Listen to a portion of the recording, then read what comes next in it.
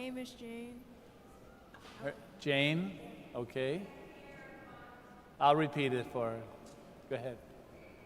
My first question is... Is it on? Yeah, you got to speak into it. My first question is, what does it take to become a saint? Question is, what does it take to become a saint? Well, you know, not all saints have halos and not all angels have wings.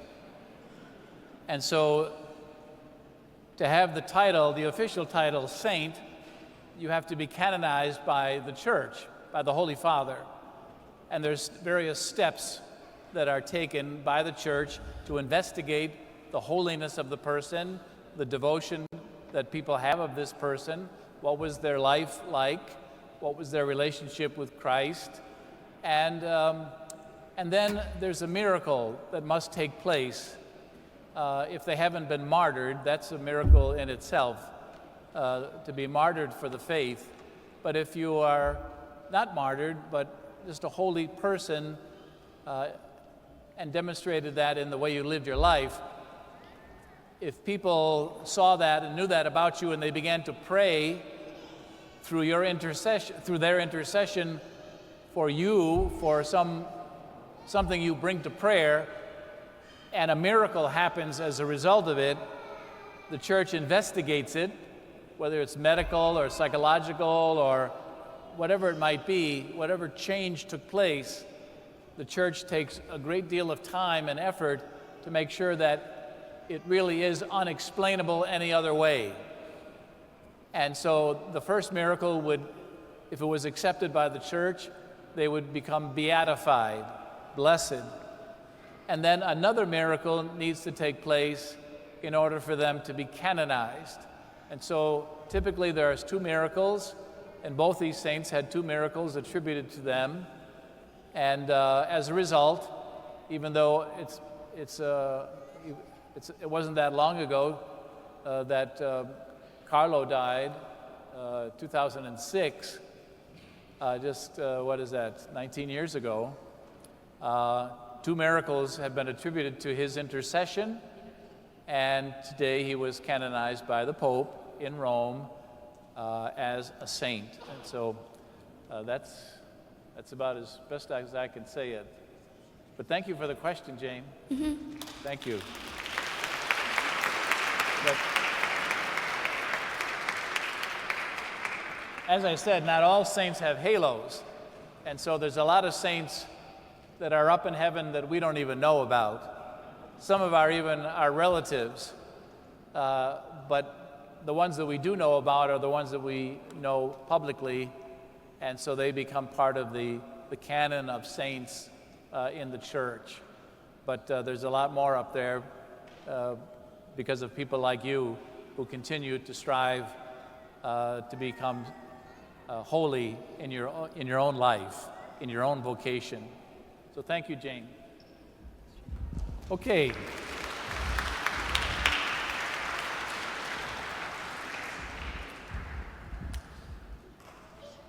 I'm going to ask Father Branson to take this one, okay? Your name is? Hi, my name is Melissa. Melissa? And the question is, how can we encourage youth groups to devotion to the Eucharist the way St. Carlo Acutis did? Good question. Great question. Thank you, Melissa. Hang on. Father Branson will... What? I'm the guy for Pier Giorgio Frassati, so you take this one, Archbishop. Well, they both had a great devotion to the Eucharist, both Pierre and Carlo. How could they not? How could a saint not have a devotion to the Eucharist when it is the center and the summit of our faith, when it is such a real presence of Christ himself? That's a miracle every time we come to Mass. How could a saint not be connected very closely to the Eucharist and want to be in its presence?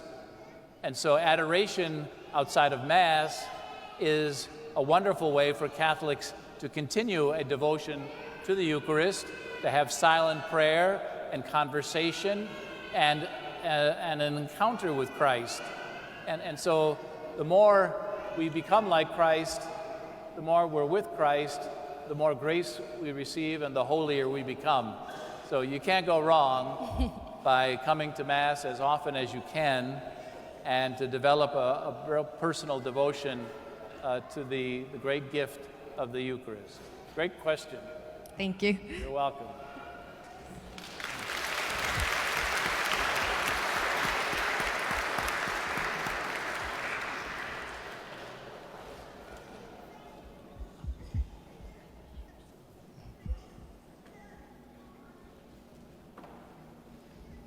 Hello, Archbishop.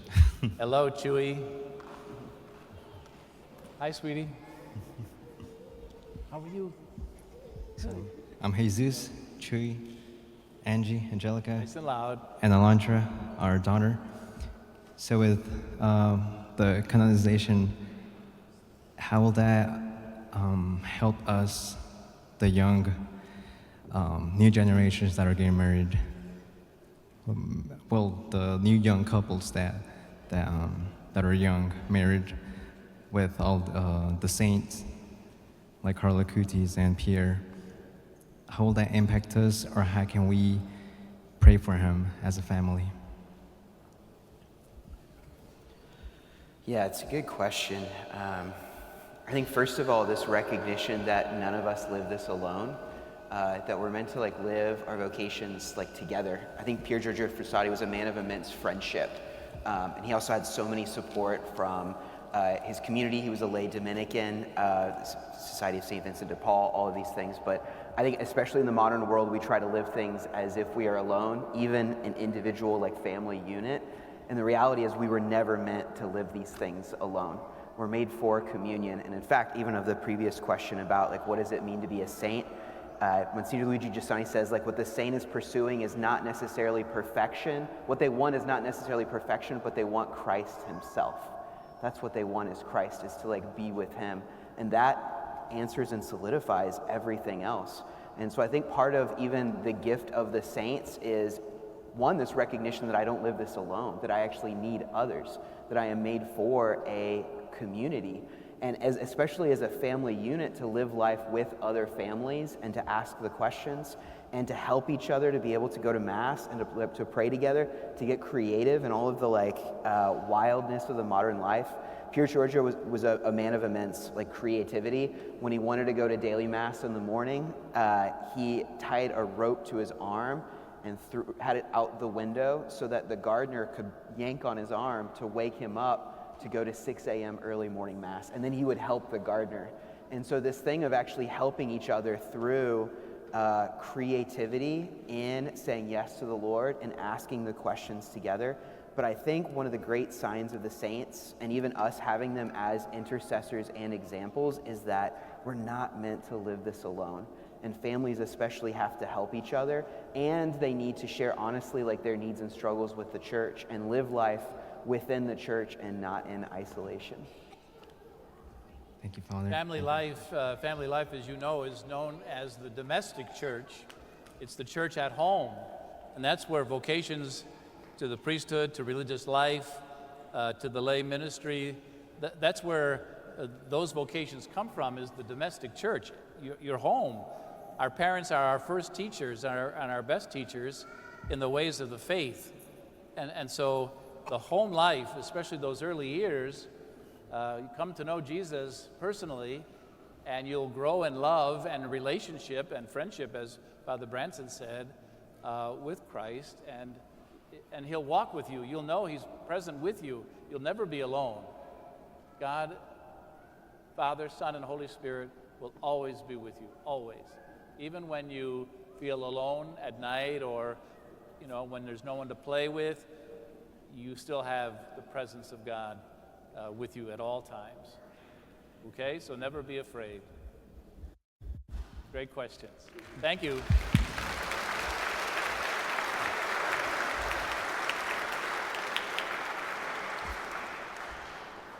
I know I wasn't in the schedule to ask questions, Archbishop and Father Branson, but the Holy Spirit inspired me to ask something.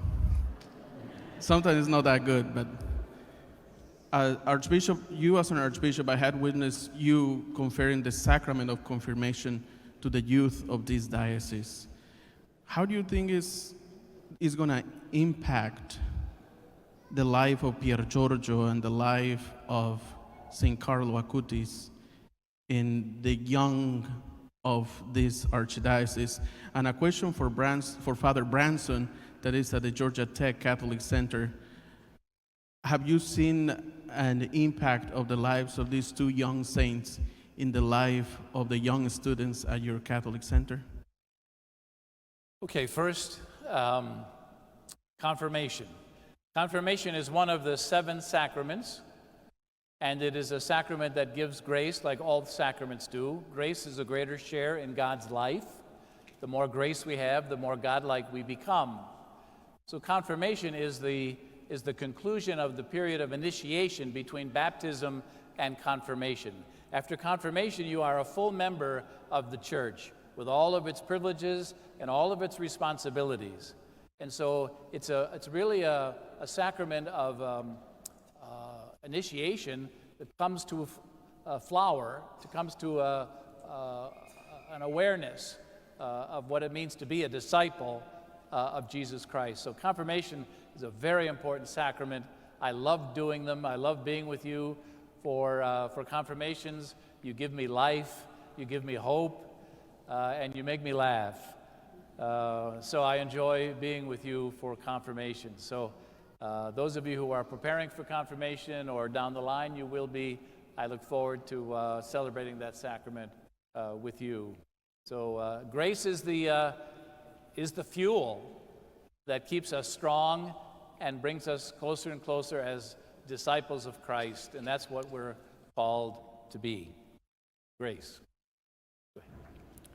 I think especially, the example of both of these saints. I'm going to speak on Pier Giorgio Frassati because I'm more familiar with him. But he's such a sign of a man of a deep humanity.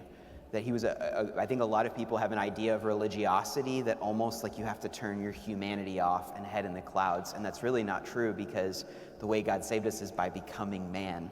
So our humanity actually matters. The Roman rhetorician Marius Victorinus said, when I encountered Christ, I discovered myself a man. Like I discovered my humanity in knowing Christ. And so what I see, the chaplain at Georgia Tech, like working with young people and seeing their questions inside the church and outside the church is, one, a deep hunger for something real and substantial. In fact, so much of the flatness of life and the superficiality of things, people actually yearn for something like deep and true and are really looking for that. And especially in really confusing times, people cannot know what direction to go. And the fact that, Christ says, I'm the way, the truth, and the life. And there's a real directionality of life, we know very practically the direction to go, is a great friend for us. The fact that Pier Giorgio was a man who loved the mountains so much. He said there is a specific joy there that I don't feel like anywhere else. That he would be outside reciting Dante, that he would love to sing with his friends and was apparently really off tune and like a bad singer, but sang joyfully. You man who really saw something in the poor, to where he said to one of his friends, there is a light in the sick and the poor and suffering that you and I don't have, that he was free enough to recognize something in them of the presence of Christ, and not a like pretending or forcing himself. He actually saw it, like he recognized it, and he lived a discipline that allowed him to experience beautiful things. And so I think I see the intercession really of all the saints, and I'm sometimes surprised by the saints that show up in people's lives and really awaken them. But there is this like immense, the heart is made for meaning. So there is this like intense yearning for life to matter and for it to mean something. And like the needs of the heart are infinite, and all of the riches in the world can't actually respond to that infinite need. There's a beautiful line from John Paul II's play, Our God's Brother, where he says, man's poverty is deeper than all the resources of the world. Like even if you had all the resources, it wouldn't respond to man's poverty, because he hungers for something deeper, like to be one with God and with all of humanity and creation. And so like these saints, especially these two, are such a sign of, no, actually, like all of life is made for him and is beautiful, and it's meant to be challenging and to the heights, as like Pier Giorgio said, like we're on pilgrimage, we're on a journey, and going up the mountain is meant to be difficult, but it's worth it. And when you get to the top, like, you see clearly, and that is the Christian life.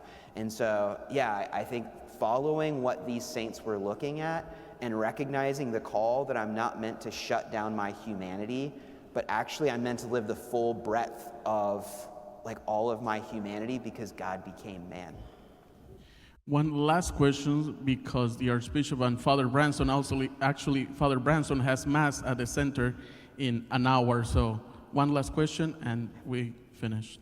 How do we know people who haven't been sanctified, like our family members, can be assured that they're going straight to heaven without the credibility of the Pope to assure it? Well, as I said, not all saints have halos and not all angels have wings, which means that there's a lot of us that are destined for heaven. All of us are destined for heaven, but we have to live a life in thanksgiving for the redemption that we received and live a good life, follow the commandments, do the best we can. Now, what you're concerned about, Abram, is family members who may not be going to church, or they may not be, praying very much, or they don't really have much of a relationship with Christ. At least it's not obvious to us. And you're worried about them. Like, are they going to go to heaven? I hope so, but they don't seem to be too interested in that. Well, don't forget to pray for them. Pray for them. We're celebrating a Jubilee year of hope. Of hope. It is such a beautiful virtue. I mean, resurrection gives us hope that beyond anything else, we have been given something to hope for because of the resurrection of Christ. Now, getting the horse to drink is one thing. That's not as easy as it is to bring the horse there, but we got to get him to drink. And sometimes it just takes longer for others to develop a relationship with Christ on a personal level, as well as a communal level, but even personally. And so we never give up on them, never.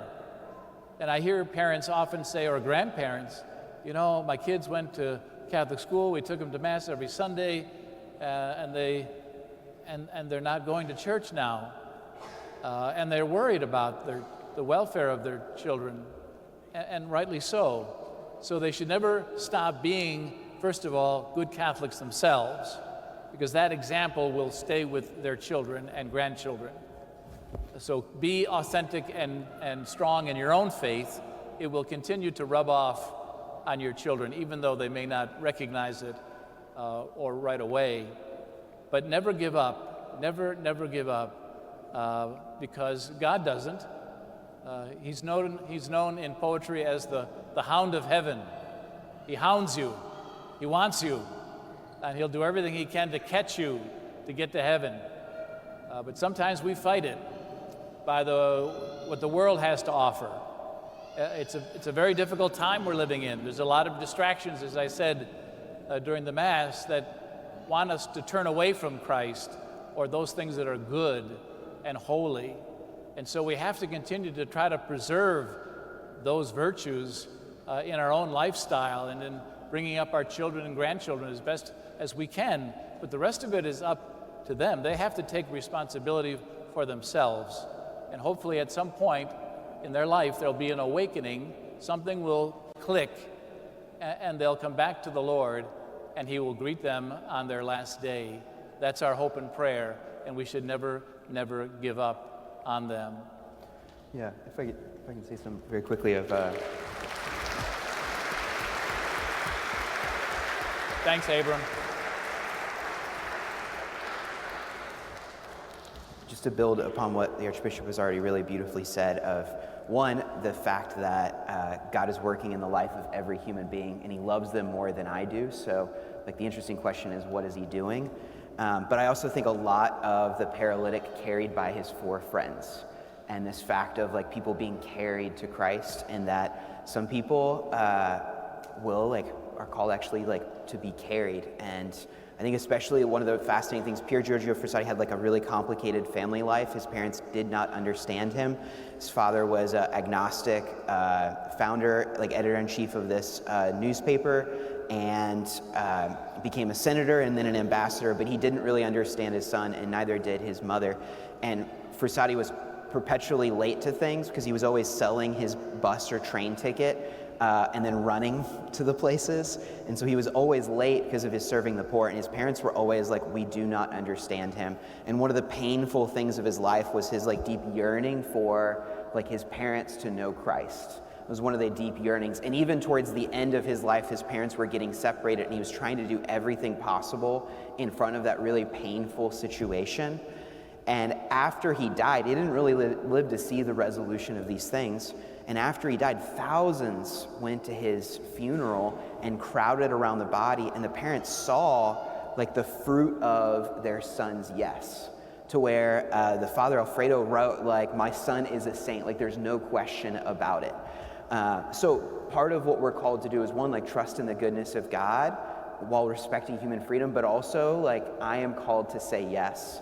And sometimes we can get so caught up in worrying about all of these things that we almost miss what's in front of us. One last thing, there's a beautiful story of Frassati walking in school with his friends, and there was a custodian monitor, Fasone, who was clearly upset. And Frassati's the only one that notices and says, like, Fasone, what's wrong? And he said, my 14-year-old son died.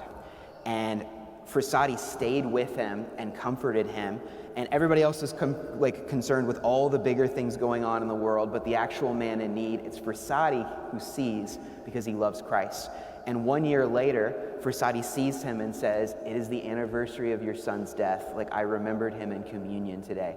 And Fasone like broke down weeping because like no one else had loved him and remembered him in his suffering in that way.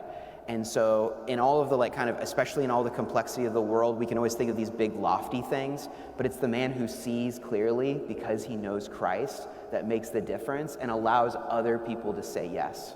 No one says yes alone. And so for all of these people, like we are helped in our yes through like the yes of the Archbishop. Like he is helped in his yes through his brother bishops and the priests. Like none of us live this alone. So for especially the people we worry about the most, to like pray for them and for to us say yes in such a way that maybe we're one of the four that's carrying the paralytic to Christ. You know, there's thousands of canonized saints in the life of the 2,000 years of the church, and their biographies, thank social media for the access that we now have in reading their biographies. And there's so many saints that their life will sometimes remind us of ourselves and some of the struggles that they had as disciples, as followers of Christ, as married people, as sons or daughters. And so I would encourage you to read some of the lives of the saints. You know, we're looking for heroes in today's society, and sometimes they're rock stars and they're athletes and they're entertainers, and that's fine. There are a lot of good people, but you can't go wrong by learning more about the holy men and women and young people that came to know Christ in such a way that they became an instrument for all of us to come closer to Christ through knowing them and praying through their intercession for what it is that we want to pray. So thanks so much for coming tonight. It's been a great evening for me to be with you, and I thank you so much. And we have two great saints now in the church, and you'll never forget the day that we celebrated this together. So thanks so much. And be careful driving home. Be safe. God bless. Okay.